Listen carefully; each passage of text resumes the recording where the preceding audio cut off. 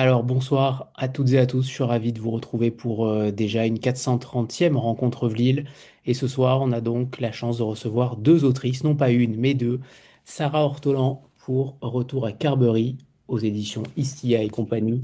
Et de l'autre côté, ou même à côté, je dirais même, Diane Geffray pour Écart de conduite, toujours aux mêmes éditions. C'est un petit peu le mois Istia et compagnie. J'ai l'impression d'avoir reçu tous les auteurs du catalogue ce mois-ci.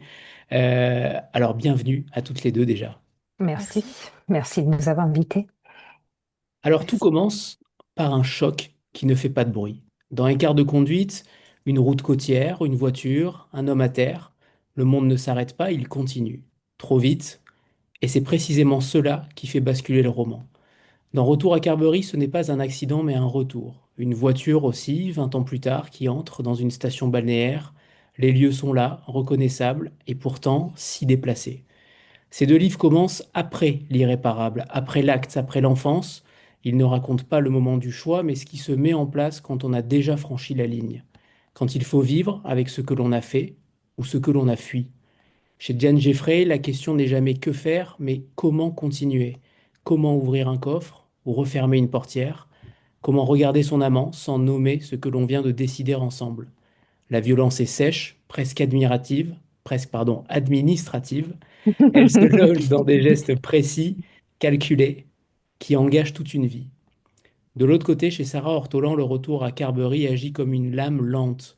Chaque rue, chaque plage, chaque souvenir d'enfance réveille quelque chose qui n'a jamais été réglé. Le passé n'est pas une nostalgie, mais bien une matière instable, prête à refaire surface à la moindre pression. Dans ces deux romans, les lieux savent plus que les personnages. La mer, la chambre louée, la ville de l'enfance regardent sans intervenir. Ils enregistrent et deviennent les véritables témoins du récit. Ces livres parlent de responsabilité, mais jamais, en théorie, ils parlent de ce moment très concret où l'on choisit le silence, où l'on décide de protéger une réputation, une survie, une identité, où l'on comprend que revenir ou cacher ne réparera rien, mais qu'il faut pourtant avancer. Alors ce soir, nous allons revenir là où tout aurait pu s'arrêter autrement, non pour juger, mais pour comprendre comment l'écriture rend visible ce que les personnages, eux, n'osent pas regarder en face. Bonsoir à toutes les deux encore une fois. Alors, on a deux romans qui sont à la fois très similaires et à la fois aussi très complémentaires. On va en parler longuement. C'est pour ça qu'il y aura des questions communes et des questions ciblées par rapport à vos deux romans. Vos deux romans, ils commencent toujours après quelque chose, après un acte, un événement qui se passe, une faille qui est déjà ouverte.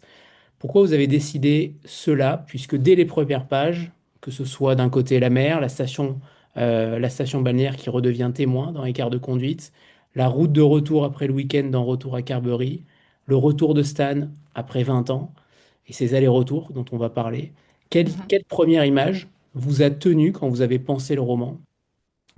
Est-ce qu'il y a une image de paysage, d'ambiance, d'atmosphère qui débute l'écriture? Je peux commencer si vous voulez. Donc, effectivement, je pense que ça s'ouvre sur l'action dans mon livre Écart de conduite. Ça commence par un accident de voiture avec un couple d'amants qui renverse un promeneur de chiens et qui le tue sur le champ. Donc, à la base, c'est un accident mortel, certes, mais comme c'est un couple d'amants et qui ne devraient pas être dans les parages et qui ne veulent pas que ça se sache, ils prennent une décision irréfléchie, irréversible, d'embarquer le corps de leur victime dans le coffre et de prendre la fuite. Donc effectivement, ça s'ouvre avec cet acte qui met un peu tout le reste, enfin, qui pose qui prépare le terrain pour toute la suite du roman. Donc ça s'ouvre avec cette action, ça s'ouvre avec une décision suite à ce problème, suite à cet accident. Et effectivement, oui, ouais, enfin, voilà, je ne sais pas si j'ai répondu à votre question, Anthony, ou pas, un petit peu, je pense, à moitié.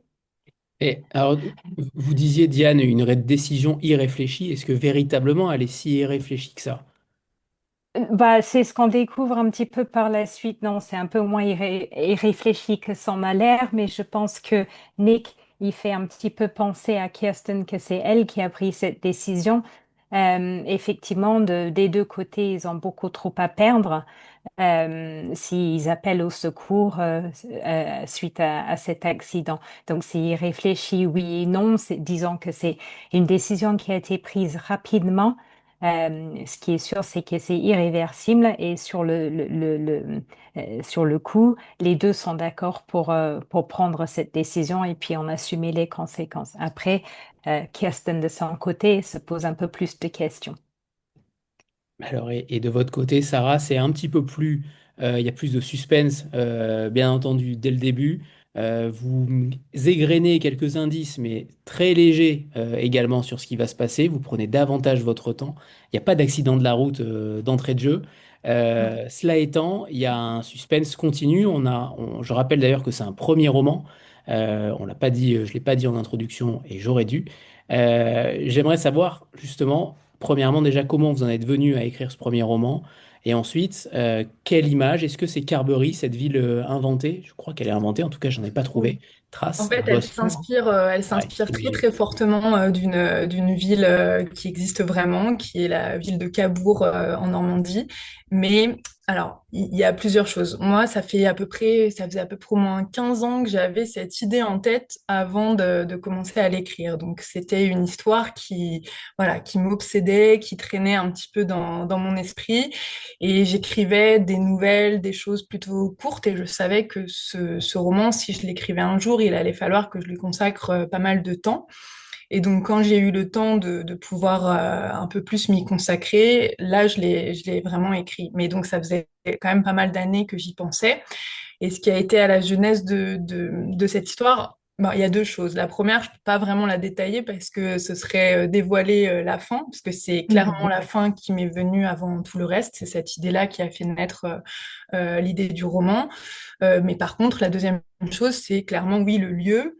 Le lieu et je dirais l'espace-temps, parce que c'est pas qu'un lieu, c'est le lieu donc où les personnages principaux et surtout le personnage principal de Stan passe ses vacances, enfin où il vit d'ailleurs, et donc où il passe tous ses étés, donc qui est une station balnéaire en Normandie, mais c'est aussi évidemment le moment où ça s'est passé, c'est-à-dire pendant l'enfance. Et ce retour aux sources, cette espèce de fantasme du retour dans le passé, de retourner sur voilà, les lieux de ses vacances d'enfance, c'est quelque chose qui voilà, a été très important pour moi parce que je suis très nostalgique de nature et en particulier de mon enfance. Et en l'occurrence, je passais mes vacances en Normandie. Donc voilà, ce lieu-là me hantait, on va dire. Très bien. Alors, dans vos deux livres, il y a toujours une tension, mais surtout un dilemme entre rester ou partir. On a l'impression que constamment, les personnages se posent des questions. Parfois, vous le faites de manière très intérieure, très inhérente à ce qu'ils disent. Parfois, c'est dit, c'est éclairant. Mais à quel moment vous décidez de cette tension-là? Cette tension entre rester et partir? Finalement, comment vous incarnez dans vos personnages pour choisir quelle porte ils vont choisir? Oui, je pense que moi, quand j'écris, il y a toujours un dilemme dans mes livres. Je voudrais que mes lecteurs lisent le livre en se demandant ce qu'ils auraient fait à leur place. Donc, l'idée de rester ou de partir, ou bien d'appeler les secours ou de prendre la fuite, effectivement, c'est primordial et c'est toute la question qu'on se pose pour l'antagoniste Kirsten. Est-ce qu'elle a bien fait de partir? Est-ce qu'elle aurait dû rester? Qu'est-ce qu'elle aurait dû faire? Qu'est-ce que moi j'aurais fait? Et tout au moins, si on sait que nous, pertinemment, on n'aurait pas réagi de la même manière, j'essaie de faire en sorte que on comprenne pourquoi elle a fait, pourquoi elle a fait, pourquoi elle a pris cette décision-là. Je dis elle parce qu'évidemment c'est un couple, mais mon livre s'écrit de deux points de vue, les deux points de vue des femmes, celle qui était dans la voiture qui a tué le piéton et la femme de la victime, le promeneur qui s'est fait tuer. Et d'un autre côté, donc Amy, la femme de la victime, elle part aussi, elle essaie de remonter la piste. Donc, elle finit par les suivre jusqu'à Londres. Et là, on rencontre un petit peu la même idée. Est-ce qu'elle devrait rester, aller jusqu'au bout de ce qu'elle voudrait faire, à chercher une forme de justice ou une forme de vengeance ou est-ce qu'elle devrait repartir, rentrer à la maison? C'est un petit peu les deux lieux qui sont mis en jeu. Elle est très campagnarde et elle se retrouve un peu perdue dans la grande ville de Londres. Voilà. Alors, Sarah, Oui. après je Alors oui, reviendrai sur ce que vous avez dit, Diane. la tension entre rester, partir, revenir, etc. Je pense, en fait, moi dans mon roman, ça s'impose un petit peu. Enfin, il y a plusieurs allers-retours. Il y a plusieurs retours donc à Carberry, hein, comme le titre l'indique. Donc les personnages principaux vont retourner. Alors la première fois, c'est le personnage principal Stan qui retourne à Carberry de façon fortuite. Et puis suite à ce retour-là, il va se passer des choses qui vont l'amener à y retourner encore plusieurs fois dans le roman, accompagné parfois de ses deux amis d'enfance qu'il aura retrouvés donc à l'âge adulte. Et au-delà de l'intrigue en elle-même et des besoins voilà de ces allers-retours, je pense que c'est aussi cette fascination qu'exerce le passé sur le présent. En tout cas, pour moi, cette fascination de se remémorer des choses anciennes et d'avoir envie d'y retourner, de les retrouver avec à la fois cette inquiétante étrangeté, je dirais, de retrouver ce qui est familier et en même temps peut-être de retrouver, enfin de trouver de l'étranger dans ce qu'il y a de plus familier et de ce qu'il y a normalement de plus rassurant. Et c'est de là que naît une tension, une angoisse et voilà une sorte de fantasme du retour en arrière qui est pas possible parce que le temps avance, voilà, le temps avance. Donc le fait de vouloir revenir en arrière, de vouloir remonter le temps, c'est impossible. Et quand on essaye de le faire, peut-être qu'il arrive des choses merveilleuses et peut-être qu'il arrive aussi des choses tragiques. Alors, je reviens justement par rapport à ce que disait Diane juste avant en disant qu'est-ce qu'on aurait fait? Qu'est-ce que l'auteur, qu'est-ce que le lecteur aurait fait? Moi, ce qui m'intéresse, c'est de savoir, parce qu'en tant que lecteur, on a sûrement aussi une opinion, certes, mais en tant qu'autrice, concrètement, est-ce que vous allez à l'encontre de ce que les personnages vont faire? Quand vous vous posez ce dilemme-là, ces dilemmes-là dans le roman, est-ce que vous mettez tout de vous, ou en tout cas tout ce qui vous incombe en tant que femme, qu'individu qui peut prendre des décisions, est-ce que est-ce que vos personnages sont totalement impactés par vos choix, par vos prises de décision ou pas? Ou au contraire, vous prenez le contre-pied total pour éviter que ça ne soit un calque de vous-même? Puisqu'évidemment, roman après roman, vous ne pouvez pas concrètement remettre la même chose de vous dans les personnages. Ça paraît quand même plutôt difficile. Pour Sarah, ça va être le cas peut-être pour le prochain. C'est sûr. Donc, moi, j'ai deux personnages féminins très différents. Je pense qu'Amy est quelqu'un de bien, elle fait des choses bien. Kirsten est quelqu'un de profondément égoïste et plutôt détestable. Elle trompe son mari, elle a du mal à, à, elle a du mal à s'occuper de sa fille, ça l'intéresse pas. Voilà, donc en fait, j'essaye en fait de créer des personnages où on comprend pourquoi ils font ce qu'ils font. Donc, avant de commencer à écrire, j'ai des pages et des pages sur chaque personnage clé avec ce qu'aiment ces personnages, avec les expressions je vais rester au féminin, qu'elles utilisent. Euh, et voilà, alors elles réagissent pas forcément de la manière dont moi j'aurais réagi. J'aimerais penser que j'oserais faire ce qu'a fait Amy, mais en réalité, je pense que je ne le ferai pas.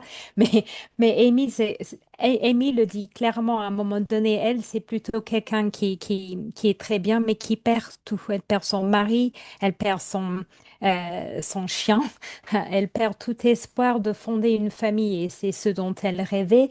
Elle perd tous ses repères. Et en fait, du coup, elle veut à tout prix avoir la justice ou à défaut une vengeance quand elle se rend compte qu'il va être très difficile d'obtenir une forme de justice qui lui satisfait. Eh ben, elle veut se venger. Et elle le dit dans le roman, elle dit qu'elle pense que n'importe qui peut tuer ou avoir envie de tuer quelqu'un d'autre. Il suffit qu'on ait les circonstances qui sont faites pour. Et à contrario, Kirsten qui décide avec son amant d'embarquer le corps, là, je pense que J'espère que c'est pas le genre de choses que nous on ferait, mais je pense que on peut comprendre la peur qui doit traverser l'esprit de quelqu'un qui malheureusement a, a eu un accident mortel comme cela, que ce soit de leur faute ou pas. Je pense qu'on a tous pris le volant, hein, et roulé un peu vite à un moment donné, et voilà. Donc je pense avoir et on se pose la question, qu'est-ce que moi j'aurais fait? Normalement, on n'aurait pas fait la même chose, sinon ce serait pas très intéressant comme thriller, je pense. Mais bon, le but, c'est quand même de construire des personnages où on s'identifie avec ce qu'elles font, autant d'un côté que de l'autre.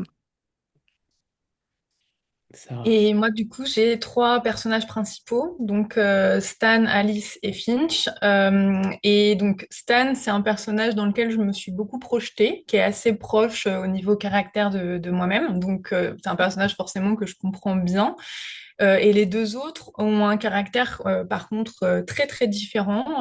Donc chacun a sa propre psychologie. Donc j'ai pas mal travaillé sur le développement de chaque personnage pour que leur réaction, ce qu'ils vivaient, même leur voix, parce qu'en fait il y a quand même des points de vue alternés aussi dans ce roman. Donc on va aller parfois dans le point de vue de l'un ou de l'autre, on va retourner dans le passé, donc on va être dans le point de vue de l'un ou de l'autre enfant également.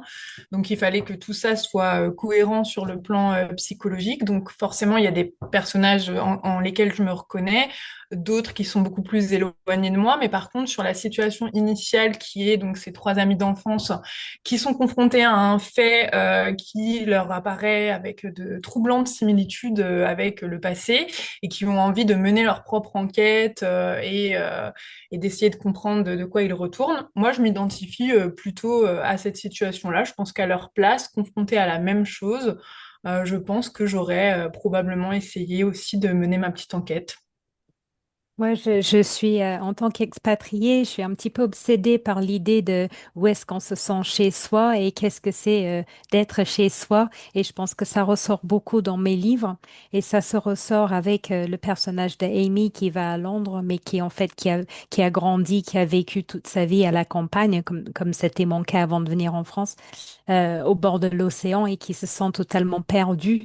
C'est un thème que j'ai assez souvent dans mes livres où j'ai deux endroits de décor, hein. L'idée que qu'est-ce que c'est en fait de se sentir chez soi et c'est où chez soi, et qu'est-ce qui se passe quand on est catapulté quelque part où on se sent pas on se sent pas à l'aise.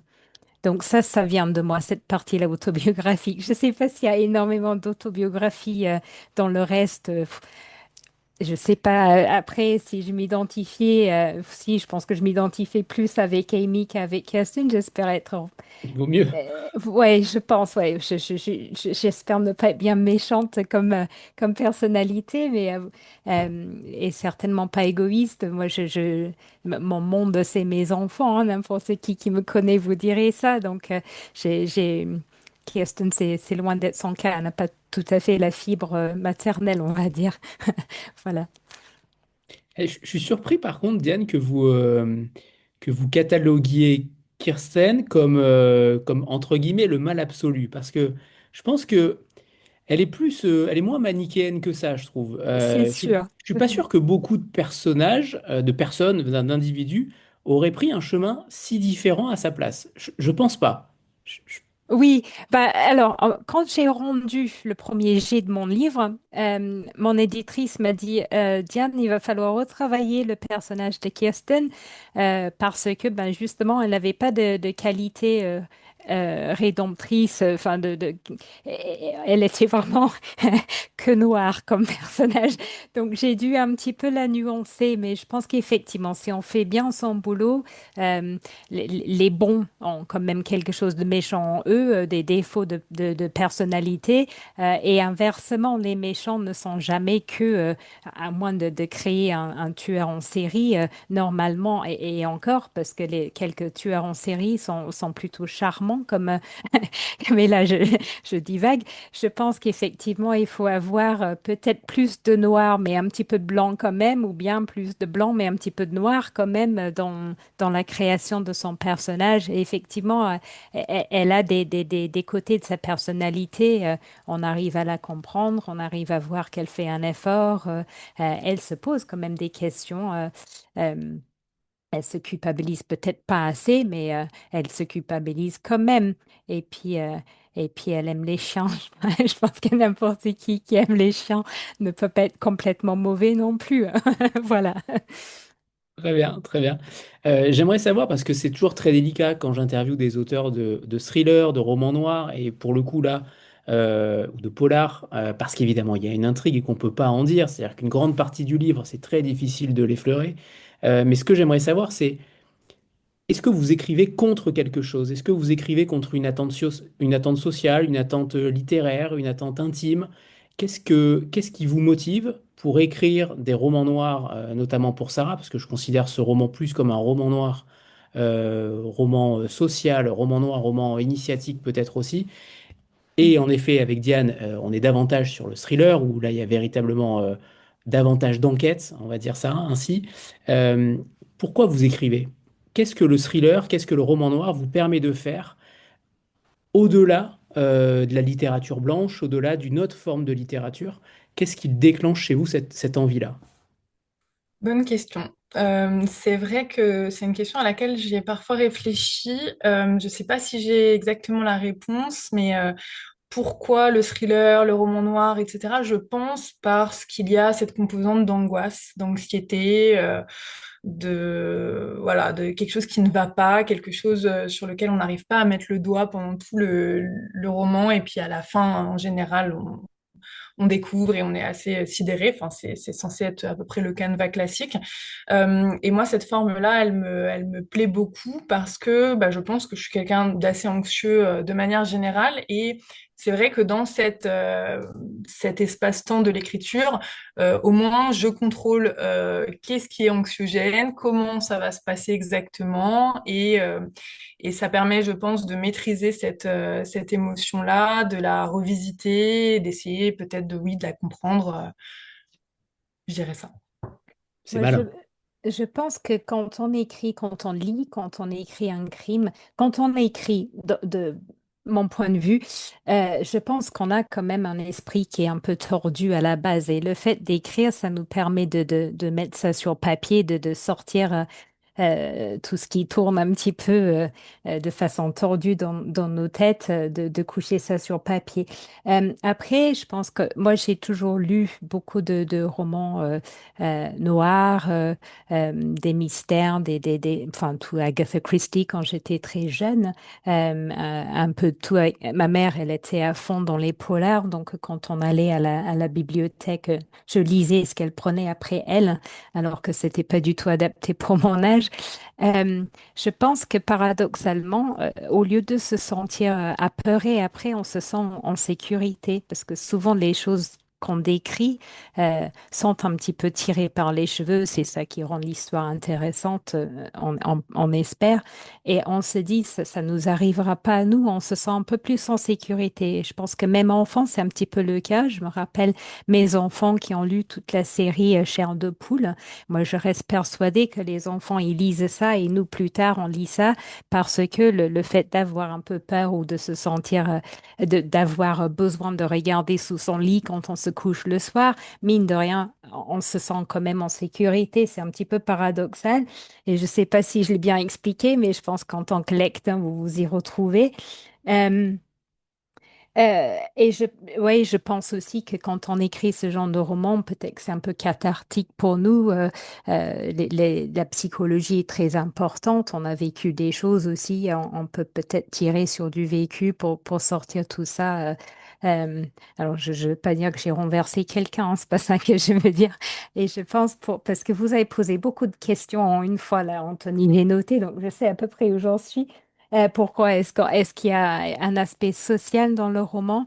Alors, ça se voit peut-être pas avec les deux livres qui ont été traduits, mais j'ai écrit 8 livres et j'ai un autre thème que j'examine assez régulièrement, c'est C'est l'effet néfaste que les technologies nouvelles ont sur nous et notamment les réseaux sociaux, etc. Que dans mon livre qui va sortir le mois prochain en anglais, j'ai essayé d'examiner par rapport à une maman qui voit ce qu'a vécu sa fille et l'impact néfaste que les réseaux sociaux ont pu avoir sur elle. Donc ça, c'est quelque chose, je pense que quand on écrit un certain reflet de la société qui se retrouve là-dedans, même si à la base, c'est une histoire qui peut être un peu tirée par les cheveux, il y a toujours un aspect de société dedans, peut-être plus dans mes livres qui n'ont pas été traduits que les deux qui ont été traduits. Très bien, on en reparlera tout à l'heure en fin de rencontre. J'aimerais savoir finalement quand vous écrivez où vous mettez la caméra. Est-ce que vous vous posez la question de savoir finalement est-ce que les narrateurs sont omniscients? Est-ce que vous mettez une caméra au plus proche du personnage? Est-ce qu'au contraire vous prenez davantage de hauteur aussi? C'est comme si j'aimerais bien savoir si on filmait une sorte de plan séquence de 3 minutes de votre roman concrètement. Comment vous pourriez expliquer la focale que vous mettez sur vos personnages? Moi, c'est très clair, c'est vraiment une caméra subjective. Je trouve vraiment intéressant d'être dans le point de vue du personnage et de personnages différents, voilà, encore plus, donc de pouvoir de pouvoir être dans la peau et dans les yeux de différents personnages qui n'ont pas le même âge, qui n'ont pas la même expérience de vie, qui n'ont pas la même psychologie, etc. Donc ça, je trouve ça particulièrement intéressant. Et donc, surtout dans ce roman-là, il y a plusieurs points de vue, comme je le disais tout à l'heure, et même parfois des scènes qui sont vécues par deux personnages différents. Donc, on va retrouver la même scène à un autre moment du livre, vécue par un autre personnage. Et ça m'amuse particulièrement. Donc oui, si c'était visuel, ce serait clairement caméra subjective. Moi, pour ma part, ça se rejoint beaucoup à ce que vient de dire Sarah. J'ai jamais écrit d'un point de vue omniscient. J'aime bien avoir le point de vue de mes personnages clés. Donc, en l'occurrence, c'est un roman à chorale dans la mesure où il y a deux femmes et que enfin, ça s'alterne plus ou moins entre les deux femmes, la narration. Euh, et qu'on se mette bien dans la peau, bien dans la tête de chaque personnage au moment de lire leur chapitre. Euh, la difficulté dans ce roman pour moi est venue du fait justement que comme c'était raconté par deux points de vue, je voulais leur donner euh, à peu près le même temps de narration chacune. Et en fait, il fallait quand même que l'intrigue avance, ce qui n'était pas forcément évident, sachant que tout au début, il y a un personnage qui sait beaucoup plus que l'autre. Donc, jusqu'à ce que ça rattrape, en fait, je mettais au début de mon roman, on sait plus du point de vue de Kirsten qui a renversé ce piéton que du point de vue de Amy qui sait juste que son mari n'est pas rentré à la maison. Et il a fallu que je continue un petit peu avec les deux points de vue jusqu'à ce qu'on se rejoigne et qu'on soit à peu près au même point, si vous voulez. Voilà. Donc, non, toujours d'un point de vue pas forcément de deux personnages. Là, celui qui sort en anglais le mois prochain, en fait, j'ai quatre narrateurs, mais il y en a souvent deux. Le Guilty Mother, il y en avait trois, en fait, mais que deux à la fois. Euh, je triche un peu en alternant les points de vue pour qu'on sache un petit peu ce qui se passe, parce que on se limite un petit peu avec un point de vue d'un seul personnage, on peut raconter que ce que lui, il sait, c'est un petit peu compliqué. Et Je trouve la que ce qui est tri... intéressant justement dans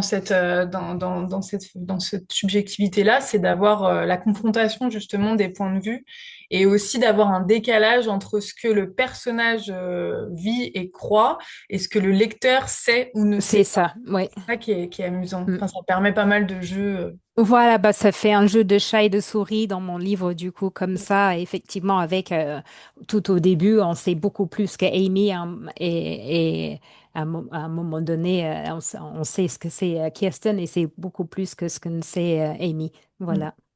Et puis c'est le moyen aussi pour vous de montrer à quel point la mémoire humaine, les versions des individus sont extrêmement différentes. Peu importe finalement ce qu'ils ont vécu, on a l'impression qu'à chaque fois, la vérité, et notamment la vérité judiciaire, peut vraiment être différente. Et là, pour le coup, ça se voit vraiment. Là, par contre, la vérité, la vraie vérité, c'est que ce sont des livres énorme et que j'ai donc deux Mhm. tendinites à cause de vous. Non. Parce que pour le coup, Sarah, vous avez quand même fait fort pour un premier roman. Ça- Désolée. c'est quand même très très dense. Les lecteurs diront qu'ils en ont pour leur argent, clairement. Vous allez Je m'en passer rendais beaucoup pas de temps. compte en plus, hein. Je m'en rendais pas du tout compte dans l'écriture. Je m'étais basée sur ce que je pensais être le nombre de mots qui étaient adéquats et je forçais de constater que j'ai vu un peu large, mais il paraît qu'il se lit vite quand même. Il se lit en effet très vite. C'est le moins qu'on puisse dire. Tous les deux, ces deux romans-là sont épais, certes, mais par contre se lisent extrêmement bien. J'aimerais que vous nous parliez peut-être d'une scène, quelque chose qui vous a résisté pendant l'écriture. Est-ce que vous testez vos arcanes, vos dénouements, vos éléments perturbateurs sur vos proches, sur vos lecteurs, sur votre cercle restreint, pour voir si c'est crédible ou pas. Parce qu'on sait qu'un éditeur va le faire, sûrement, mais avec un œil d'éditeur. Pas forcément avec un œil de lecteur, peut-être plus commun. Est-ce qu'il y a une scène qui vous a résisté? Et la deuxième question sous-jacente, c'est comment vous testez vos intrigues et votre crédibilité, puisqu'on sait que la crédibilité d'un roman, les lecteurs de thrillers sont très très exigeants, clairement. Ils ne veulent pas savoir ce qui va se passer page 15. Ils sont quand même d'une exigence folle parce qu'ils en lisent beaucoup et donc deviennent très exigeants. Comment vous travaillez la matière? Est-ce que c'est sur vos proches? Est-ce que c'est sur vos animaux? Dites-nous tout. C'est ce que j'allais dire en fait justement. Moi, je parle de tout ça à haute voix en promenant ma chienne. Mais en fait, je sonde un petit peu ma fille cadette hein, qui a 18 ans. Elle écoute toujours et puis elle a des idées. Et puis d'ailleurs, c'est la seule dans ma famille à avoir lu mes livres. Donc elle aime bien parfois regarder ce genre de choses aussi sur Netflix, les thrillers. Donc elle aide un petit peu avec tout ça quand je teste. Et quand j'ai fini le premier jet, avant de rendre ça à mon éditrice, en fait, j'ai deux copines et je fais la même chose pour elles. Elles lisent le premier jet et elles me donnent quand même leur retour.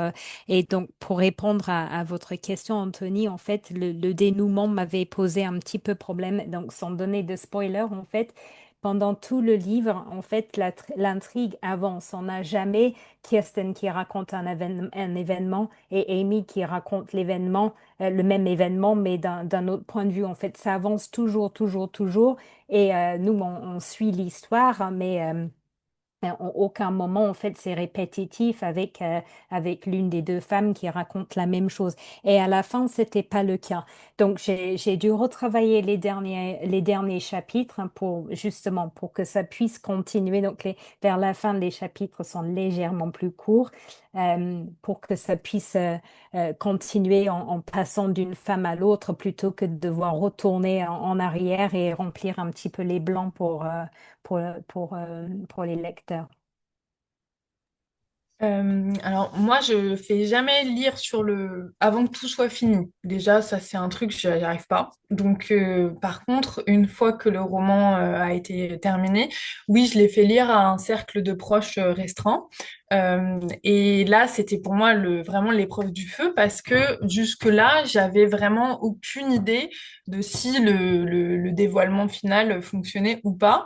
Et je me disais, si les gens voient tout de suite, voilà, comprennent tout de suite de quoi ils retournent, bah, le bouquin, je peux le jeter à la poubelle. C'est-à-dire que j'ai quand même passé plusieurs années à travailler dessus. Mais si le plot twist fonctionne pas, et ben, bah, c'est foutu, hein, je vais en écrire un deuxième et on verra. Et donc j'ai été hyper soulagée de voir que la majorité des lecteurs, voilà, marchaient dans ce que j'avais mis en place. Mais jusque-là, c'est vrai que j'essayais vraiment très fortement de me distancier au maximum de tout ce que moi je savais pour essayer d'être vraiment dans la peau tout le temps du lecteur qui, lui, n'a pas les informations que moi, en tant qu'autrice, j'ai. Et parfois, c'était difficile parce que quand on a la tête dans le guidon, on ne se rend plus compte forcément de ce que ressent quelqu'un qui le lit pour la première fois. Donc c'était vraiment ça la difficulté principale. Très bien. J'aimerais qu'on parle des titres d'ailleurs, parce que le titre pour vous, Diane, parle vraiment d'un pas de côté, presque d'une faute, évidemment. Alors la faute, l'écart de conduite, On l'a dit un petit peu tout à l'heure, il y a aussi de l'adultère, mais évidemment, le meurtre. À quel moment vous avez compris que cet écart-là était une sorte de nécessité aussi vitale pour votre personnage? Parce que j'ai cru comprendre et j'ai lu, vous me pardonnerez mon accent anglais qui est déplorable, que le titre original était The Other Couple, donc l'autre couple, qui n'a donc rien à voir avec écart de conduite. Vous allez peut-être nous raconter cette histoire. Et Sarah, de l'autre côté, plus simple hein, pour le coup, j'imagine, parce que là, je ne sais pas s'il a pris du temps, ce titre-là, mais il est très impactant et vous pourrez peut-être parler de la couverture aussi avec cet aigle, un aigle, Ce volatile, on va dire. volatile, ce volatile, voilà, qui est en toile de fond extrêmement noir aussi. Là, pour le coup, on est clairement dans l'ambiance. Alors, Diane, c'est à vous. Oui, donc bah du coup oui, comme vous dites, ça s'appelle The Other Couple, l'autre couple en anglais à la base. C'est pas le titre que j'avais proposé. Moi, je voulais Impact, et, qui est un jeu de mots un petit peu comme écart de conduite, hein, parce que c'est pas juste l'impact du choc avec le pare-brise de la voiture, c'est aussi l'impact que ça a sur toutes les vies par la suite. Mon éditrice n'a pas voulu, elle voulait à tout prix que ça s'appelle The Other Couple. J'ai pas voulu lire The Couple, j'ai essayé de mettre mon veto là-dessus, ça n'a pas marché. En gros, elle a boudé jusqu'à ce que j'accepte. Donc voilà, donc bah en fait j'ai vraiment pas aimé le titre. J'ai aimé ni le titre ni la couverture en anglais pour le coup. Écart de conduite, ça faisait un petit moment qu'on échangeait des idées pour essayer de trouver un titre. Et donc, c'est pas moi qui l'ai trouvé, mais quand ça m'a été suggéré, je savais que c'était exactement le titre qu'il fallait. Tout le monde était très emballé par ce titre. Et puis, donc, ben, c'est écart de conduite en français. Ce sera écart de conduite aussi pour la version poche quand ça sortira un peu plus tard. Et puis pour mon livre précédent qui avait été traduit, on a trouvé le titre au-dessus de tout soupçon pour le format broché, mais pour le format poche, ils ont décidé de garder le titre d'origine. Donc c'est publié en français sous le titre The Guilty Mother. La femme coupable ne marchait pas très bien. La traduction exacte en français, tout le monde était d'accord pour dire ça. C'est vrai que le titre en anglais de Guilty Mother, je trouve que c'est super bien trouvé parce que toute la question est de savoir si elle est coupable ou pas. Mais bon, ça prête un petit peu à confusion. Et puis, il y a beaucoup de gens, quand je fais les salons, qui pensent que ben, du coup, je vends des livres en français et un livre en anglais. Il faut que j'explique à chaque fois. Mais voilà, oui, donc on n'a pas. Bon, j'ai pu discuter du titre pour mes deux livres en français. C'est pas forcément le cas en anglais. Je finis par céder parce que bon, il y a des batailles qu'il faut, oui, et où il faut y aller à fond et d'autres, il faut laisser passer, quoi. C'est la Voilà, rigidité britannique. exactement. Sarah. Du coup, moi, c'était au départ le titre que j'avais choisi comme ça spontanément, c'était Les enfants de Carberry. Donc, parce que voilà, pour moi, c'était le titre qui m'était venu. Mais c'est vrai que c'était pas, ça faisait pas forcément très thriller. Et puis, c'était peut-être, ouais, Un je peu sais pas, il y avait jeunesse. quelque chose. Ouais. Oui, ça pouvait faire jeunesse, effectivement, vu que déjà il y a des narrateurs enfants, etc. Bon, c'était trop centré sur l'enfance, justement. Ensuite, il y a un autre titre qui m'est venu à l'esprit, mais qui était un petit peu complexe, qui fait référence à une phase de l'intrigue, qui est un mot assez compliqué en soi, qu'on ne connaît pas forcément, et donc bon, ça pouvait à la fois intriguer, mais ça pouvait aussi rebuter parce qu'on comprend pas forcément de quoi il va retourner. Et puis, donc, c'est mon éditeur qui a suggéré Retour à Carberry. Et en effet, alors, c'est pas forcément très original parce qu'il y a beaucoup de bouquins qui s'appellent Retour à quelque part. Mais en même temps, ça voulait vraiment, enfin, c'était totalement, ça raconte effectivement le retour, ça s'ouvre sur le retour du personnage principal dans cette ville de Carberry. Et je trouve que c'était effectivement beaucoup plus efficace. Donc Retour à Carberry. Très bien. Vos deux écritures semblent toujours au bord de la retenue. Qu'est-ce que vous craignez euh, si la phrase va trop loin? Dans un thriller, tout doit être extrêmement pesé pour justement que le lecteur puisse avancer pas à pas, ne découvre pas la suite enfin, de manière enfin, tôt, ne découvre pas tôt l'intrigue. Comment vous choisissez l'impact que vous allez mettre? Alors l'impact, c'est pas le titre de Diane, hein, mais l'impact de vos mots à ce moment-là précis de l'intrigue. Parce que les livres sont quand même extrêmement denses, mais concrètement, à partir de quand vous vous dites, là c'est trop, je ne peux pas dire ça, page 25. Ouais. Alors, moi, j'avais en fait, j'ai deux plot twists dans Écart de conduite et je pense qu'il faut, enfin, il faut donner des indices au fur et à mesure et il faut quand même que tous les éléments sont là et que le lecteur puisse se dire, bon, ben, effectivement, si j'avais lu un peu plus attentivement, j'aurais trouvé ça. Donc, il faut mettre des indices, mais à un moment donné, si on met que des indices et que des phrases où on comprend qu'il y a quelque chose, mais on n'a pas compris sans jamais résoudre le problème, je pense que ça devient assez frustrant dans la lecture. Donc, pour moi, tout l'art, c'est de savoir quand est-ce qu'il faut planter telle ou telle idée ou tel indice et quand est-ce qu'en fait, il faut quand même euh, enfin, il faut quand même résoudre les questions qu'on a soulevées. Donc oui, donc tout ça, c'est pour créer de la tension, du suspense, mais on peut aller trop loin, on peut juste mettre toutes les questions qu'on se pose. Et si on attend la fin pour avoir toutes les réponses, je pense que c'est effectivement, ça devient un peu laborieux. En ce qui me concerne, c'est très contrôlé aussi. Je fais toujours un plan très très détaillé avant le moindre début vraiment de rédaction à proprement parler. Donc, normalement, quand j'aborde un chapitre, je sais exactement ce qu'il va y avoir dedans et à quel niveau justement de subjectivité on est, à quel niveau d'indice je suis censée donner, quel niveau d'indice je suis censée donner. Et ça, de bien préparer ça en amont, ça me permet d'être plus libre au moment de l'écriture parce que c'est balisé. Donc ensuite, quand vraiment j'écris, je peux me lâcher entre guillemets et écrire en sachant un peu les limites. Mais en effet, comme disait Diane, enfin, c'est vraiment un dosage assez subtil parce qu'il faut en dire évidemment pas trop, mais en même temps, il faut en dire assez pour qu'il y ait ce plaisir de la relecture aussi. Personnellement, j'aime beaucoup relire les livres que j'ai aimés, en particulier ce qui est thriller ou policier quand il y a un dénouement, justement pour voir justement tous les petits indices et les petits trucs qui ont été semés par l'auteur et que j'avais pas forcément vu la première fois. Et donc, je trouve qu'il faut quand même donner ce petit plaisir de relecture aussi au lecteur. Donc voilà, il faut baliser le truc à fond, je pense.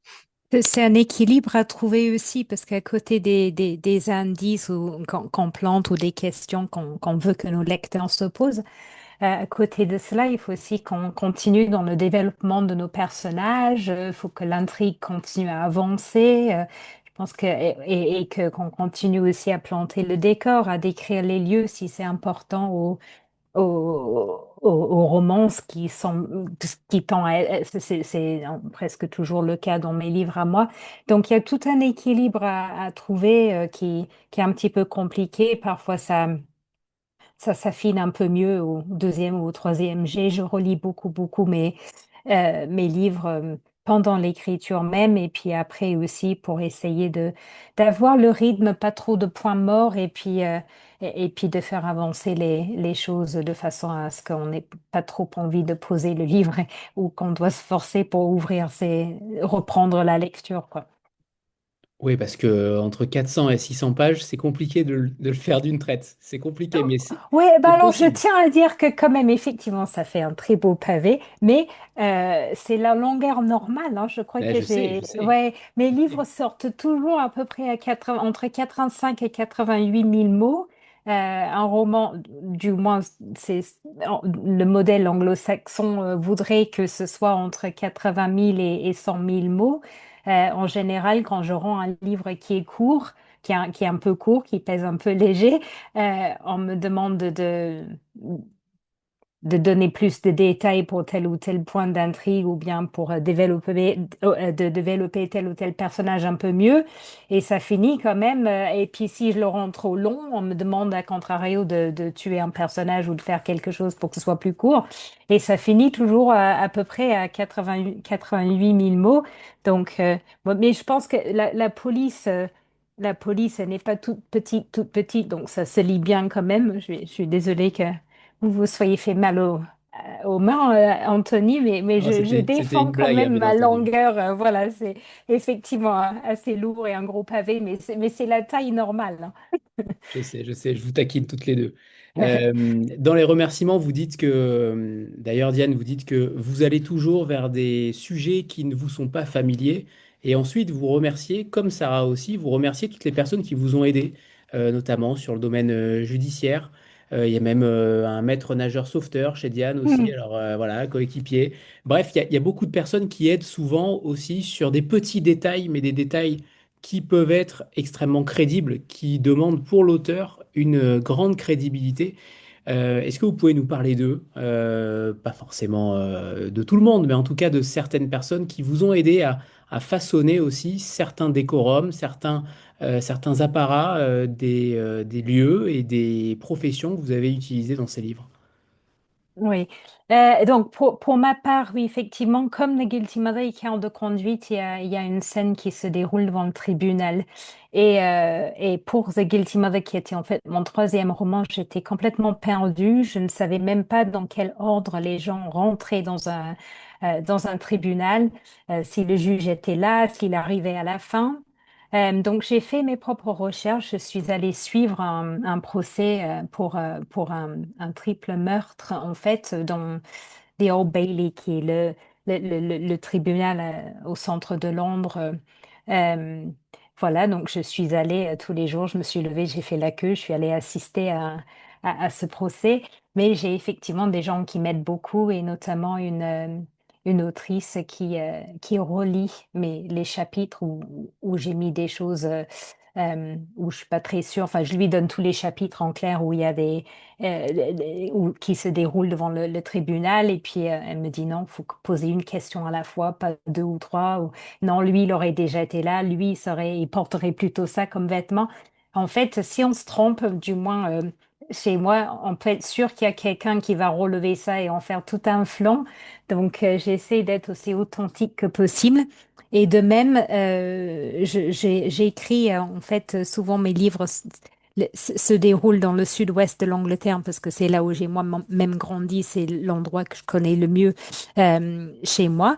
Mais bon, les choses ont bien évolué depuis que je suis partie, donc j'ai dû vérifier. Je savais que la base de l'hélicoptère qu'on aurait envoyé, la base, elle était fermée, ça je le savais, donc du coup, je ne savais pas d'où partirait l'hélicoptère pour faire des recherches, pour essayer de retrouver le promeneur qui ne rentre pas. Donc, j'ai un ami avec qui j'ai travaillé en tant que sauveteuse moi-même sur les plages en Angleterre. Donc, je savais que lui, il saurait. Il a même pu me dire la couleur de l'hélicoptère. Donc, voilà, tout ça, c'était bon. Et Moi, alors, pour le coup, Sarah? il y a pas forcément eu beaucoup de consultants, on va dire. C'est surtout des recherches personnelles. Après, il y avait peut-être pas forcément nécessité de faire énormément de recherches parce que Je pense notamment au l'intervention. foyer. Sarah, je pense Ah notamment oui, au foyer. alors le foyer, bah, en l'occurrence, oui, ça se passe dans un foyer pour jeunes adultes porteurs de handicap et de troubles neurodéveloppementaux. Donc, il s'avère que j'ai travaillé en tant que psychologue dans des établissements de ce genre. Donc, pour le coup, c'est vraiment des souvenirs et des expériences personnelles pour justement restituer ce décor. Et la seule personne que je remercie dans le roman pour ça, c'est mon mari qui est à la fois mon expert sport, foot, on va dire, médico-social justement aussi, et musique, parce que j'ai à plusieurs reprises dû lui demander des petites choses. Et en particulier, c'était surtout pour le foot, parce que comme j'ai quand même des personnages masculins qui sont des petits garçons en 97 et qui aiment le foot et qui regardent le foot, je voulais quand même voilà, pas dire n'importe quoi sur les matchs, les joueurs, etc. de cette époque. De même, en fait, j'y pense, j'évite d'avoir trop de police dans mes romans pour la même raison. J'ai un petit peu peur de me planter à un moment donné dans la procédure.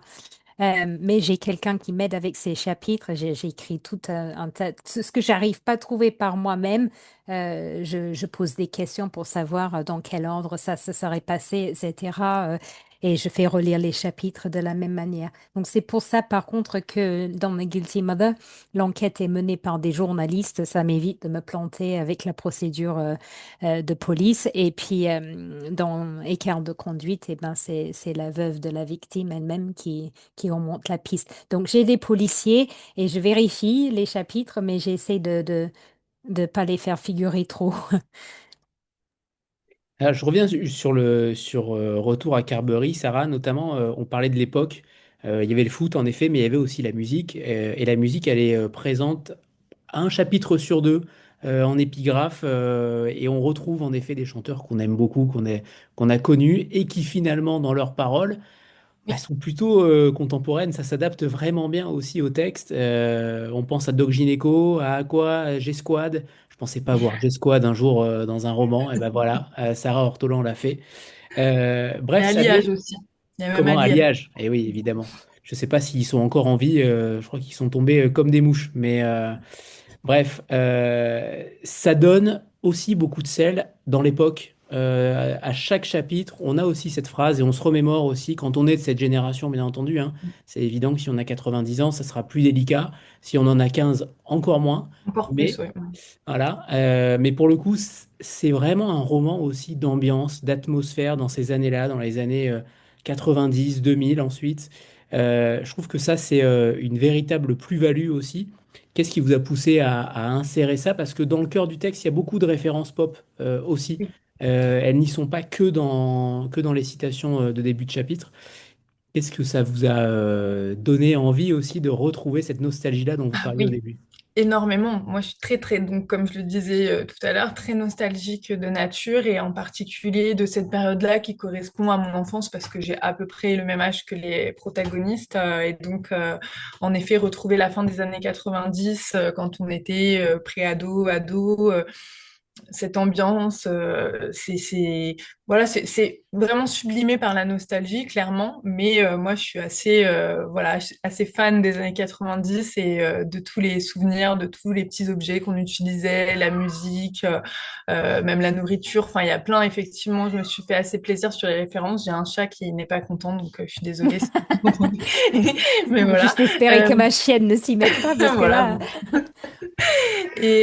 Et du coup, c'est vrai que oui, la musique, c'était particulièrement important parce que bah, il y a quand même rien de tel que la musique pour nous replonger directement dans une ambiance et dans une époque. Donc ça, c'était rigolo. Et puis surtout, parce que j'ai trouvé ça marrant de prendre finalement des paroles de chansons qui sont parfois de la dance, même des boys bands, des chansons qui peuvent être un petit peu candides ou sirupeuses. Et en fait, quand on rentre vraiment dans le contenu du texte, quand on les traduit, et puis même tout simplement quand on les écrit, bah, parfois on peut leur faire dire autre chose. Il y a un sous-texte un petit peu. Donc derrière le côté sympa, marrant, joyeux et nostalgique, il peut y avoir un sous-texte plus angoissant, plus étrange. Et donc, je me suis amusée comme ça avec ces citations parce que finalement, un peu comme dans l'histoire de Retour à Carberry, sous la surface de la nostalgie du retour dans le passé, bah, il se passe quelque chose de peut-être plus inquiétant. Très bien. Alors, on va prendre une petite photo de groupe avant que Diane nous lise un premier extrait et ce sera au tour de Sarah un petit peu plus tard. Voilà, préparez-vous pour la photo de groupe. C'est parfait. Certaines sont même à l'horizontale. Super, Isa. Diane, c'est à toi. allez, c'est parti. Je vais mettre mes lunettes. Donc, ben, j'ai choisi justement ce fameux passage avec l'accident de voiture dont on a tellement parlé. Donc, c'est parti. Donc, c'est dans le premier chapitre. Le chien apparaît soudain à la sortie d'un virage. Nick jure. Les freins de la voiture grincent. Kirsten est projetée vers l'avant, puis aussitôt rejetée contre le dossier. La voiture dérape et vient glisser en douceur contre la haie, une de ces haies incroyablement hautes et broussailleuses qui bordent les routes déjà étroites du Devon. Le tout s'est déroulé en un clin d'œil. On a évité le chien, remarque Kirsten.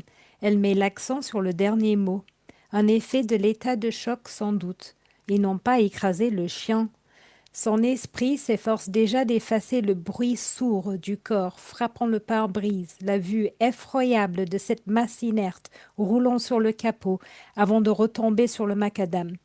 Elle a pourtant conscience de la réalité inéluctable, définitive, de ce qui vient de se passer.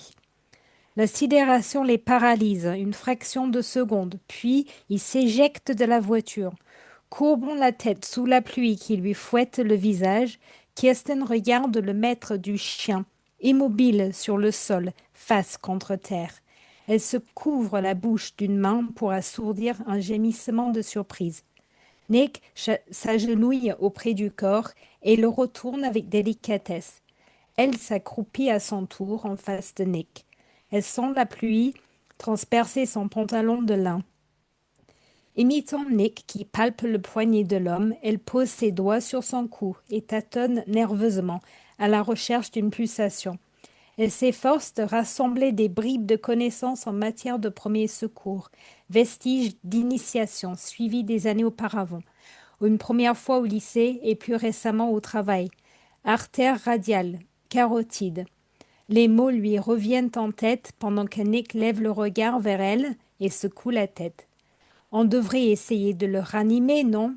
Elle peine à reconnaître sa propre voix, altérée par un tremblement. Elle passe la main sous le cou de l'homme, soulève sa tête, tire sur son menton. Du sang s'écoule de sa bouche. Nick tente un massage cardiaque pendant que Kirsten, d'une main maladroite et indécise, s'essaye à lui dégager les voies respiratoires, consciente que leurs efforts sont vains. Toujours assise sur ses talons, elle relève la tête, découragée. De la main détrempée de son gilet, elle s'épanche les joues, ruisselantes de pluie. Elle s'efforce de regarder le corps sans vie, la victime, qui la fixe de ses yeux bleus, dénués d'expression. Elle tressaille. Ce n'est que maintenant qu'elle le reconnaît. Parfait, merci. J'ai oublié d'ailleurs de citer le nom du traducteur, c'est Clovis Bessières. Oui. Voilà, que vous Oui, écrivez j'ai en deux anglais. traducteurs très différents. En fait, je Oui, trouve que du coup, moi, j'ai toujours à peu près le même style. Je trouve que ça donne un style un peu différent. C'est assez intéressant pour moi de voir ça. Voilà. très bien.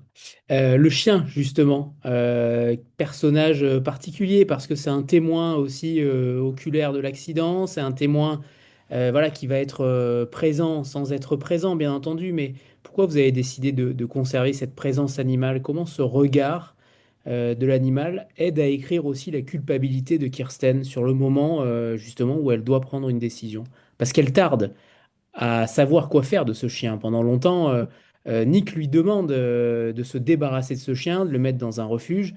Elle refuse. Voilà, donc évidemment, quand elle rentre à la maison, sa fille est ravie. Mais Exactement. voilà, Eh c'est un oui. témoin important. C'est clair, et il joue un rôle important aussi. Alors, c'est vrai qu'en fait, j'ai un chien dans presque tous mes livres. C'est pas le cas de Guilty Mother, mais j'en ai écrit 8 et je crois que The Guilty Mother, c'est le seul où il n'y a pas de chien. Dans Écart de conduite, en fait, il joue un rôle important. Alors, c'est un promeneur de chiens, donc forcément, il y avait un chien avec lui. Et alors que le promeneur, Greg, il est tué sur le champ, le chien n'a rien. Et au moment, en fait, où ils ont embarqué le cadavre dans le coffre, je vous donne pas de spoiler parce que tout ça, c'est dans les deux premiers chapitres. Au moment où ils embarquent le corps du promeneur dans le coffre, il y a une voiture qui arrive à fond la caisse, qui manque de peu de leur entrée dedans d'ailleurs. Et donc, du coup, elle planque le chien dans la voiture. Et c'est un petit peu comme ça qu'ils partent avec le chien.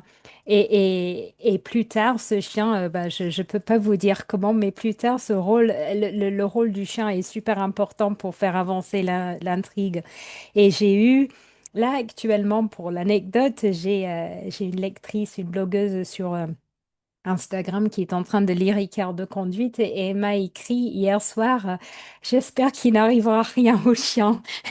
Et de même, j'ai eu un avis 4 étoiles par une lectrice en Angleterre qui a dit qu'elle enlevait une étoile justement parce que elle comprenait pas pourquoi ils avaient embarqué le chien.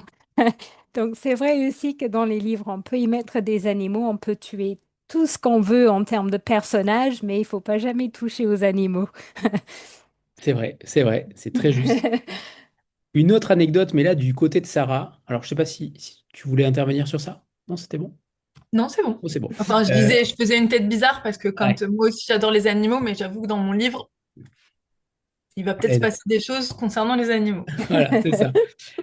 Il y a une anecdote que j'ai trouvée très drôle et qui m'a donné envie d'essayer. Je ne sais pas si vous avez essayé ça, mais c'est ce fameux pouvoir de l'esprit. Je vais lire un extrait. Le livre, épais et corné, est posé sur sa chaise. Le pouvoir de l'esprit s'étale en lettres d'or sur la couverture.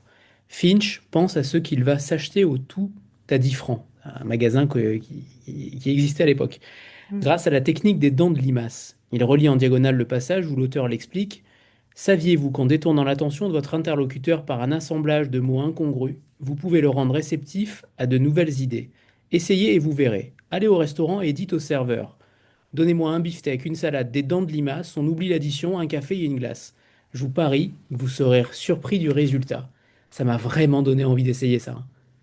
Vous Bah, l'avez fait ou essayez, pas? vous me direz ce que ça donne. Moi, j'ai jamais osé parce qu'en fait, j'ai trouvé ce truc-là dans un bouquin de ma mère quand j'étais beaucoup plus jeune. Et j'ai jamais essayé, mais je crois que c'était une espèce de truc un peu d'hypnose ou d'auto-hypnose. Et donc, ça disait qu'il fallait faire ça. Donc, j'ai retenu ce truc. C'était presque ça, je crois même que c'était des dents de limace, mais je suis incapable de dire quel auteur c'était, quel bouquin. Ça m'a marqué, parce que c'était quand même assez incongru. Et je trouve que c'est bien le genre d'anecdote qui peut marquer des enfants, justement, de 11 ans et demi, et qui ont envie d'essayer. Et eux, ils essayent, pour le coup, dans le livre. Clairement.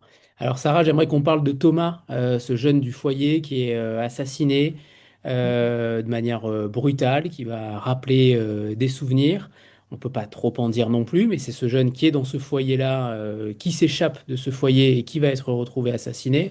Donc là, on n'en dit pas plus que ça, hein, voilà, sur l'histoire, mais Ouais. quand vous travaillez justement dans ce centre-là, dans un centre, est-ce que ce genre d'acte est arrivé à certains membres du foyer?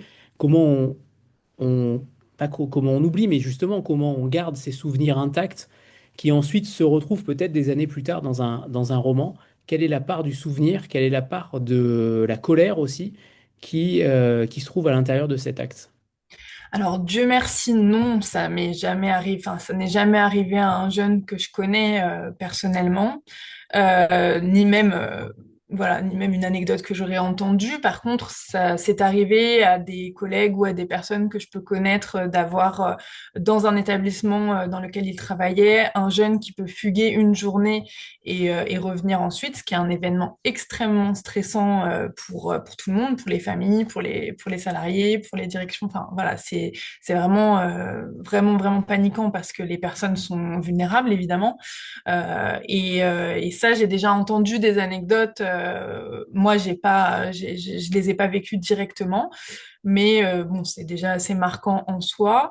Et puis après, non, la part, oui, je, disons que Thomas, c'est pas un jeune forcément que j'ai connu directement, mais c'est peut-être un mélange de plusieurs personnes, de plusieurs adultes que j'ai pu côtoyer. Et puis c'est surtout l'ambiance générale de ce genre d'établissement, parce que en l'occurrence, dans Retour à Carberry, c'est un établissement de vie, c'est un foyer.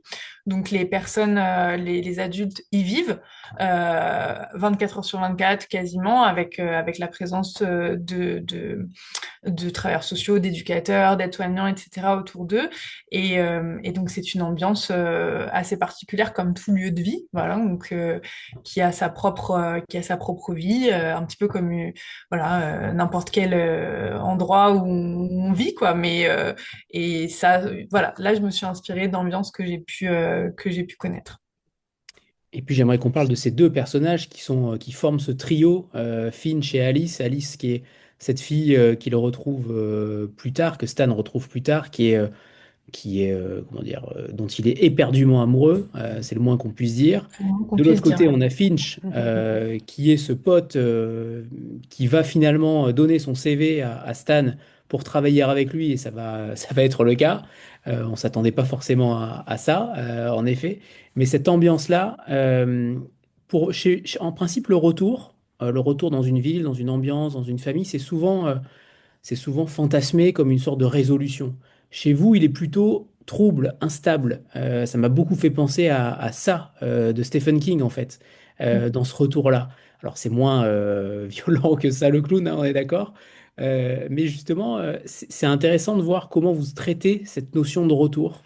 Est-ce que vous avez eu aussi cette expérience-là quand vous êtes retourné dans un lieu d'enfance, d'avoir ce lien qui se noue avec des anciennes connaissances, des anciens amis? Je pense que c'est pas anodin non plus.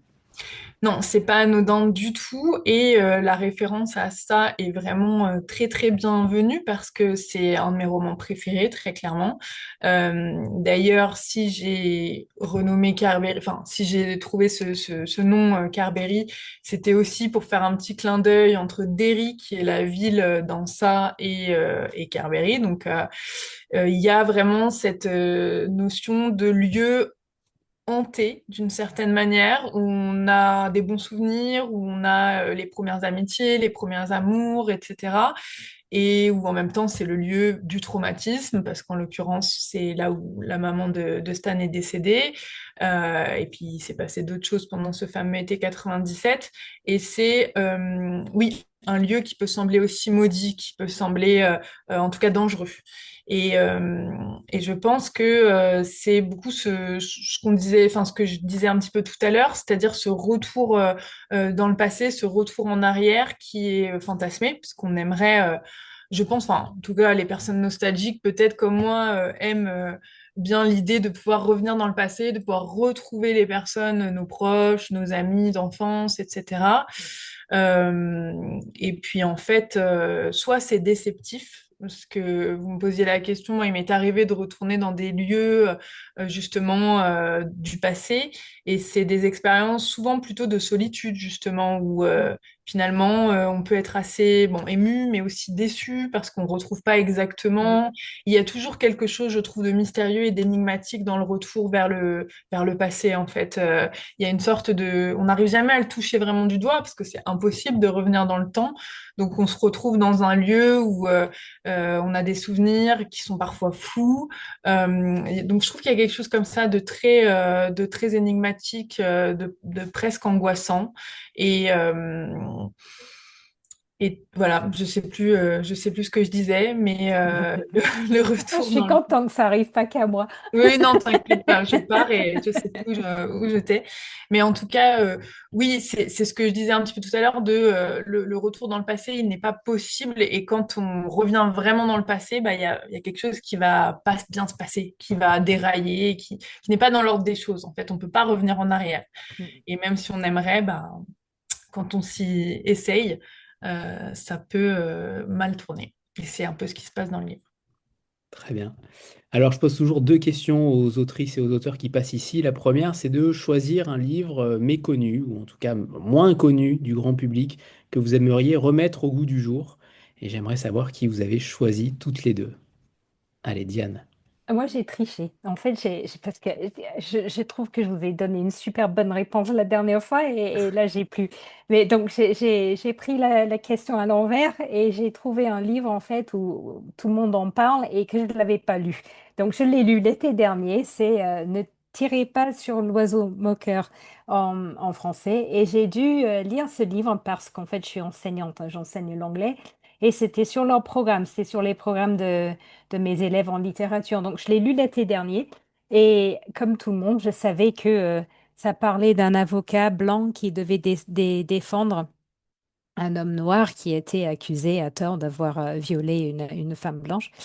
Et Atticus Finch, donc, et je savais, oui, le nom du personnage principal, mais en fait, quand j'ai lu le livre, alors, il faut que j'avoue que j'ai mis quand même bonnement 40 pages pour rentrer dedans.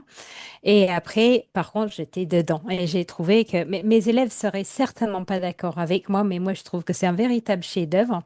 Et c'est pas tellement pour le fait qu'il défend en fait quelqu'un qui il sait pertinemment qui va pas pouvoir le défendre efficacement d'emblée de jeu.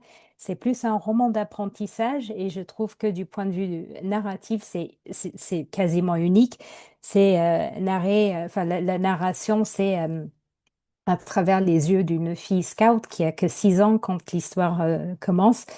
Et en fait, elle raconte l'histoire des années plus tard. Donc, tout ce qu'elle ne comprenait pas à l'époque, maintenant, elle arrive à interpréter.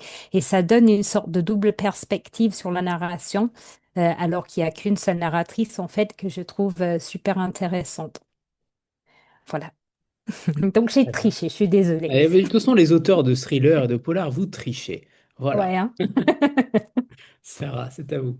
Alors, moi, j'ai choisi ce livre-là, qui est l'autre de Thomas Tryon, qui a été réédité apparemment donc récemment aux éditions du Typhon, qui est un livre du début des années 70, je crois. Et c'est un auteur qui n'est pas méconnu parce qu'il a été, je crois, assez connu, mais qui n'est plus vraiment édité en France. Donc j'ai découvert avec joie ce roman qui, je trouve, est un véritable chef-d'œuvre.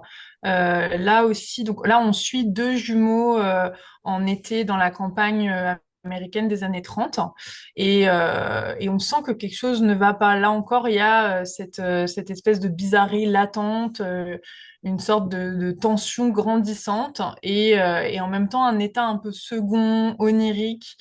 L'écriture est vraiment sublime et la fin est totalement déchirante. Enfin, en tout cas, moi, j'ai trouvé que non seulement il y avait un twist qui fonctionne vraiment bien, mais qui en plus est très poignant sur le plan émotionnel et l'écriture, vraiment, coup de cœur énorme pour ce roman. Ça, en effet, c'était méconnu. Très bien. Un point pour Sarah. Ah. C'est pas grave. Sarah, c'est à vous pour nous lire l'extrait que vous avez choisi ce soir Ah de oui, Retour à alors. Carteret. Donc, l'extrait, il se trouve chapitre 6. Donc on est au début du roman, mais pas au tout début non plus. Euh, voilà. Elle se redresse brusquement et fronce les sourcils en remarquant quelque chose en contrebas de la Citroën. C'est quoi ça? Stan plisse les yeux, aveuglé par le soleil. Il distingue une masse sombre au loin. Il se lève et fait quelques pas sur le terrain en pente. À demi dissimulée par un fourré, une forme est allongée par terre. En entendant le vrombissement des mouches, Stan a soudain envie de rebrousser chemin. Il avance quand même et se fige dans un sursaut. Alice émet un bruit de gargouillis juste derrière lui. Quatre pattes maigres, terminées par des sabots, visqueuses, recouvertes d'une sorte de goudron, se confondent avec le sol. Le reste, aplati dans la poussière, le poil bouclé et emmêlé, ressemble à un poney ou à une grande chèvre. À la place du museau, une mâchoire squelettique, aussi longue qu'un bec, s'ouvre sur un cri silencieux. Le cou de l'animal est renversé en arrière. Son œil est un trou noir. Du ventre béant s'échappent des os blancs, brillants, alignés les uns à côté des autres. Stan regarde ailleurs. C'est quoi, les gars? Murmure Finch, tout pâle, une expression horrifiée sur le visage. Alice attrape la paume de Stan de sa main gauche et celle de Finch de la droite. Sa bague est devenue noire. Ils commencent à reculer lentement, sans se lâcher. Quand la carcasse disparaît de leur champ de vision, ils se retournent et dévalent la colline en courant. Merci, Sarah. L'autre question que je pose régulièrement, c'est celle du personnage de fiction dans lequel vous aimeriez vous incarner pendant 24 heures. Et selon qui vous choisissez, est-ce que vous changeriez sa destinée? Je vais passer la main à Sarah, j'avais totalement oublié cette question. Donc, elle va marquer un deuxième point sans problème là. Ah, je sais pas parce que j'avais une réponse sérieuse et puis en fait ça m'est venu comme ça m'a percuté tout à l'heure. Je me suis dit, c'est un souvenir de l'année 97 justement. Je me suis dit mais en fait je prendrais la place de Jack dans Titanic juste pour pouvoir monter sur la planche parce qu'à la fin là il y a cette planche où clairement je pense que je suis pas la seule. Tout le monde se dit mais Il y ils avait ont largement assez de largement place. la place de tenir à deux sur cette planche. Et donc, j'aimerais trop essayer, quoi. Histoire d'en avoir le cœur net, parce que ça fait 30 ans à peu près que ça me perturbe. Ce serait quand même chouette, quoi, parce que c'est triste, quand même, Comme quoi, Titanic. même avec des erreurs de crédibilité, on peut en faire un chef-d'œuvre, hein. C'est vrai. Alors, Diane, est-ce que vous avez réfléchi? Donc, c'est un Un personnage personnage de fiction, peu importe, ce soit de BD, de que roman, j'aimerais incarner. ouais, dans lequel vous aimeriez vivre 24 heures. ça serait certainement un personnage bien tordu, juste pour voir comment l'esprit fonctionne, mais comme ça, je sais pas. Je donne tous les points à Sarah, là, pour le coup, mais ce serait, ouais, ce serait quelqu'un qui tourne mal juste pour voir comment ça fonctionne bien et pour pouvoir le dépeindre dans mes romans de façon un peu plus authentique. Voilà. Bon, vous avez jusqu'à la fin de la rencontre quand même pour Ah! réfléchir. J'aimerais savoir, quand on écrit un thriller, quand on écrit un roman noir où les émotions sont présentes, où il y a beaucoup de nostalgie, Sarah parlait de nostalgie, et pour vous, Diane, il y a davantage de tension humaine, de tension morale, de choix, de dilemme. Qu'est-ce qui reste après l'écriture d'un livre qui génère autant de noirceur finalement? Est-ce que ça continue de vous accompagner au quotidien? Qu'est-ce qui reste debout? Qu'est-ce qui finalement n'existe plus? Quelle est l'image finale que vous avez après avoir terminé l'écriture de ces romans? Très bonne. Vas-y, Sarah. Non, non, bah, très bonne question. Je pense que moi, il y a deux aspects là dans la question. Qu'est-ce qui continue de nous hanter? Moi, je pense que la question du mal, parce que bah, elle est très présente forcément dans les thrillers, dans les polars, etc. Hein. Il y a toujours quelqu'un qui fait quelque chose de pas bien à un moment ou à un autre. Et cette question-là m'obsède, me taraude beaucoup. Je pense que d'écrire, enfin en tout cas personnellement, moi, le fait d'avoir écrit ce livre ne résout rien à cette question-là. Elle continue de me hanter. Bah, ça tombe bien peut-être parce qu'il y aura probablement, enfin, il y aura d'autres livres du coup d'écrits, a priori. Et sinon, en revanche, ce que je garde, ce qui se clôt quand même, ce qui se termine, pour ma part, c'est très très personnel. Là, pour le coup, c'est la sensation d'avoir mis sous cloche justement toutes ces impressions que je pouvais avoir de nostalgie, de l'enfance, et puis certains personnages aussi dans le roman qui sont inspirés de personnages de proches ou de personnages que j'ai connus, de pouvoir mettre ça et ce fameux lieu un petit peu hors temps, hors espace de Carberry, de le mettre quoi, sous cloche, sous verre, dans un livre. Et quelque part, voilà, c'est figé, c'est là, et je crois que ça me fait du bien, à titre personnel. Moi, quand j'ai fini un roman, souvent j'ai eu une idée et je brûle d'envie de commencer à explorer cette idée pour la suite. Donc là, j'en suis en fait à écrire mon 10e roman à l'heure actuelle. J'ai un petit peu mis pause sur le 9e parce que justement, j'avais une autre idée qui réclamait un peu trop mon attention. Donc, je finirai mon 9e après avoir fini mon 10e. Enfin, vous voyez ce que je veux dire.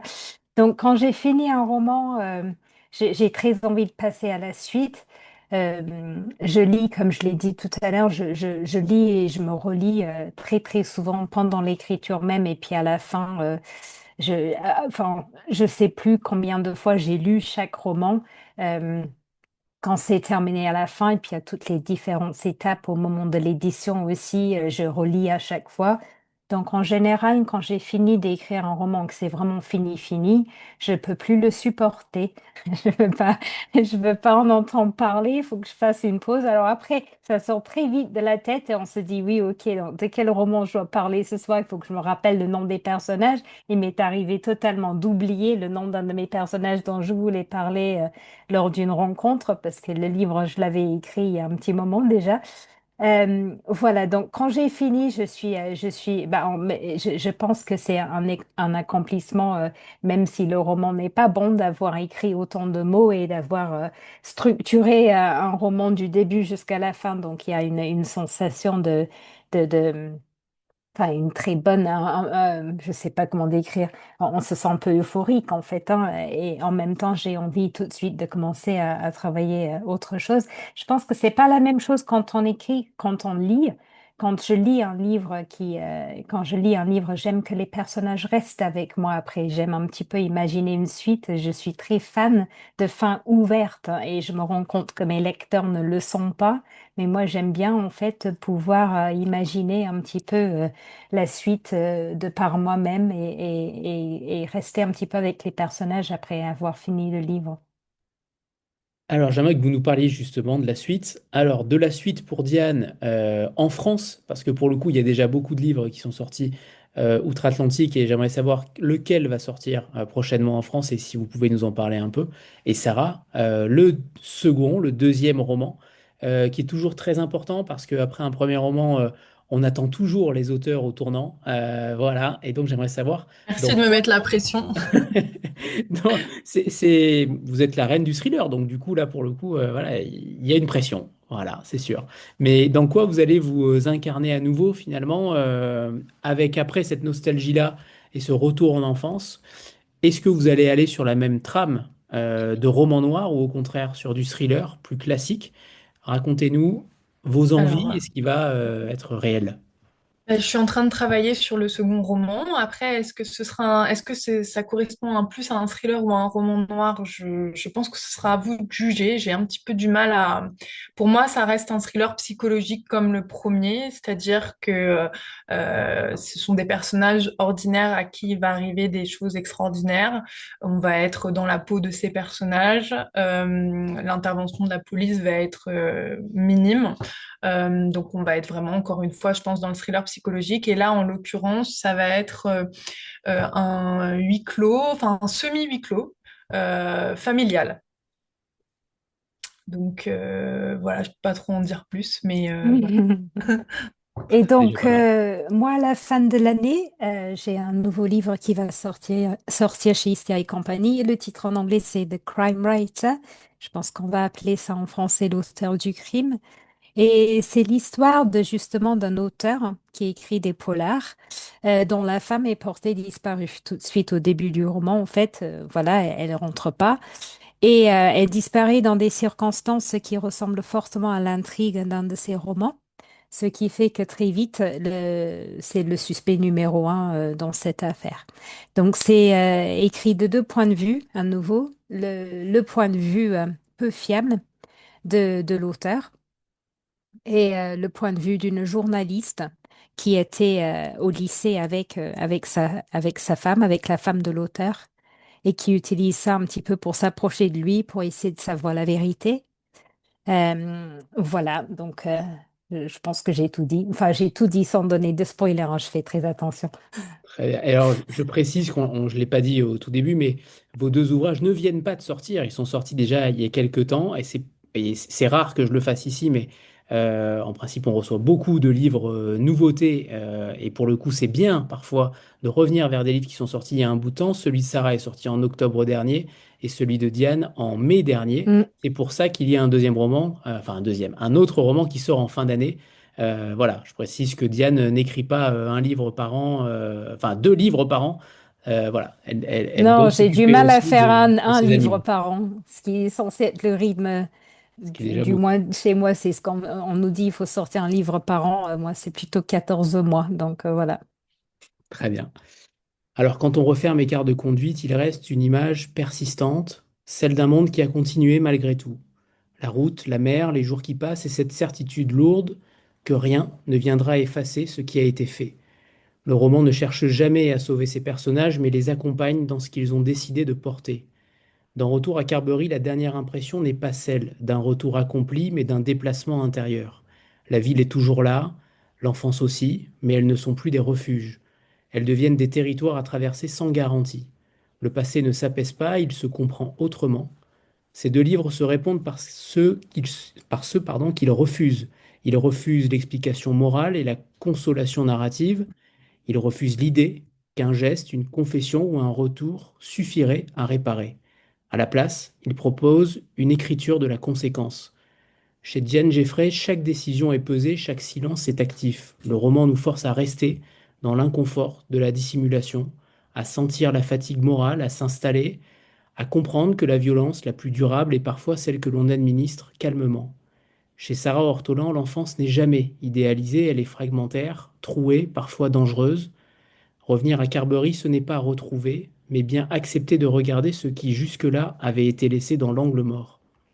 Ce que ces deux textes accomplissent ensemble est une mise à nu sans spectaculaire. Ils montrent comment des vies ordinaires basculent non par excès, mais par ajustements successifs, par petite lâcheté, par fidélité mal placée ou par survie. Ils nous rappellent que la littérature peut tenir là où le discours échoue, qu'elle peut nommer un geste sans l'excuser, montrer un retour sans le sacraliser, ou faire exister un accident sans en faire le spectacle. Il reste alors cette chose rare, Une lecture qui ne se ferme pas sur une réponse, mais sur une responsabilité déplacée vers le lecteur. Et longtemps après, quand la route, la mer ou la ville nous reviennent en mémoire, une question persiste, non pas qu'aurais-je fait, mais que vais-je choisir de regarder maintenant? Merci à toutes les deux. En retour à Carbery, Sarah Merci. Ortolan et Écart de conduite, Diane Geffray aux éditions Istia et Mm. compagnie. Merci à toutes les Merci. deux. Au revoir tout le monde.